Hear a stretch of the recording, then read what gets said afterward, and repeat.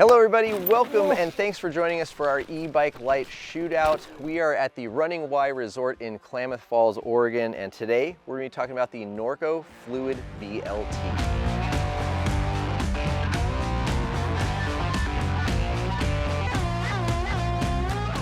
So before we get into the Fluid VLT, we would like to thank Outdoor Research, Schwalbe Tires, Ride Concepts Shoes, and of course our YouTube members for helping make this series possible, as well as the Running Y Resort for hosting us. Without your support, it would not be possible for us to review all 11 of these bikes and create the in-depth grand finale video, which is coming soon. So without further ado, let's get into the Norco Fluid VLT. Sean, you want to lead away on some of the details here on the Fluid VLT? So we've got the VLT C1 140 mil travel out back, 150 up front. It's got Performance Elite 36, X2 Performance Elite. It's got an XO transmission, one up dropper post with a very uncomfortable saddle. Yeah. Okay. It's equipped with the Bosch SX platform, 400 watt hour compact tube battery, Bluetooth controller, and then your top tube display as well. Mm-hmm.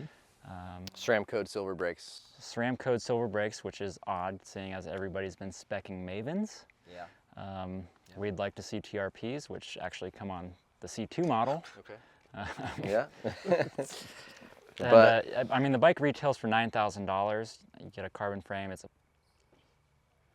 I think it's a good looking frame actually, and I really like this fade. It's a 100% good looking frame. It's just, is the value there? Well, that's, yeah, debatable, I guess. I mean, in some ways I could see it, and other ways not. I mean, you're getting XO transmission, right? I mean, if you talk about a Santa Cruz, you're spending $500 more for GX cable actuated drivetrains. I mean, overall, I like this build. I thought this bike was really fun to ride. Yeah, I mean, we're all nitpicky. We'd spec some different things here and there, but like overall, really fun bike to ride, easy to go along with. This is one of my favorite mid-travel bikes, if we're calling bikes of different scale of size. I love the Bosch SX motor. I like that the bike felt easy and nimble to move. I like aesthetically that it's pleasing to the eye. Yeah, it's, you know, there's always things from different bikes that, you know, of course, I agree, I like TRP brakes, but I didn't have a problem with the brakes. This bike I got along with really well. I feel like if I'm not riding really aggressive trails, this would be one of my top picks. Okay. Yeah. Where did the bike stand out for you, good or bad? I would say climbing. I felt like I was in a pretty decent, comfortable climbing position. The saddle, unfortunately, kind of rubbed me the wrong way. No pun intended. After a long day, and I mean, climbing up the steeps, that Bosch SX platform, it does the job. I would say that tonality is louder in this carbon frame than on the alloy frame that we also had on test. But the bike felt more powerful going uphill for sure. It did. I think. Yes. And yeah. Because it was lighter. By substantially. Yeah. 4 pounds lighter, I think. Yeah, this bike weighs in at 41.6 pounds, making it one of the lighter bikes in the shootout. Probably for sure. the lightest e-bike. It doesn't look like it would be. Yeah, it'd be 41 pounds. It doesn't look like it should be 41 pounds. No. It does not at all. And you know, it also doesn't really ride like it's 41 pounds. I wouldn't say that it rides noticeably heavier, but you know, I would have guessed it was probably closer to 43 pounds based on the feel of it. And I think for me, the X2 shock, while it does have some strengths and merits to it, is not as lively as the Float X, which is a shock I really, really like. I feel like the Float X is meant to be like lighter and poppier, where this is like meant to be damage control and be able to take the big hits. Yeah, I think you're right. And I think one of the other reasons that this bike maybe wasn't quite as playful for me was the relatively low stack height and at 628 millimeters. Yeah. I think I would find myself wanting to put a taller rise bar on here. Granted, I'm 5'11", it's a size 3. However, I am within the range of Norco's suggested height for this bike, as I am for the size 4.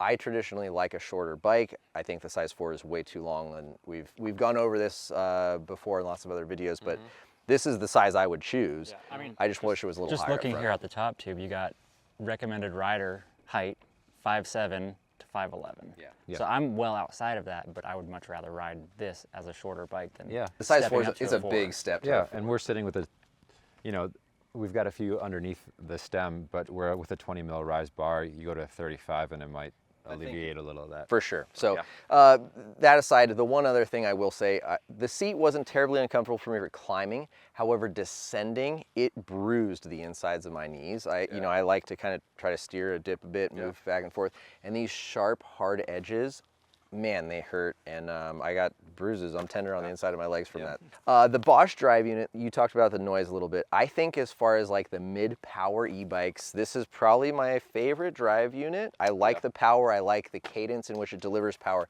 The downside is it comes with a smaller battery than the Fazua drive units. Yeah. However, you can get a range extender. Can, absolutely. And I think it's probably needed because both of our Bosch SX bikes were regularly flashing red on our group rides. Right? If you're a person that finds yourself in a high cadence, like say 90 per minute, the Fazua motor does a great job. But if you're somebody that pedals a little bit slower, it'll feel like it has less power than a bike like this. And it's pretty apparent. Like this motor just, even though like, if you look at, you know, if you're looking at stats like, you know, Newton meter torque, they look similar. Like there is differences, and until you ride them, it's maybe hard to see that because it doesn't show up as much on paper. Yeah, but when you get into a group with, you know, 6 or 7 other guys and everybody's on a wide group of drive units, you can really start to pick up on those things and hear them, see them, feel them, and that's where that stuff shines. I really liked this bike. I thought it did a really good job of eating chunk.